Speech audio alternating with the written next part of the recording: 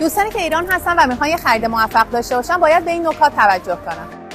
قبل از ورود به قبرس شمالی حتما مشاوره بگیرین. از بین مشاورین شخصی رو انتخاب کنید که صداقت در گفتارش داره، چون این انتخاب سرنوشت ساز خواهد بود.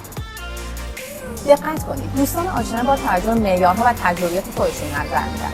مواظب زیاده‌گویی‌ها در شکست و موفقیت‌ها باشید. همون اول هدفتون از خرید ملک رو به مشاورتون بگید تا با توجه به خواسته و شرایط شما بهترین انتخاب رو براتون داشته باشه. وقتی که ملکی رو میپسندین سریع رزرو بکنید، چون شاید تا وقتی که شما تصمیم بگیرید اون ملک فروش بره و یا اینکه قیمتش بالاتر بره. پس مبلغ رزرو همراهتون باشه. همونطور که ما به شما اعتماد کردیم و در این سفر 4 روزه همراهتون هستیم، شما هم با قصد و نیت خرید ملک به اینجا تشریف بیارید و به مشاورای ما اعتماد کنید. ما یه تیم هستیم با تجربه 12 ساله در قبرس شمالی. در مورد ملک، تحصیل، ثبت شرکت و کار میتونید 0 تا 100 تیم دکتر فتحی حساب کنید. پس همین حالا با مشاورین ما ارتباط بگیرید.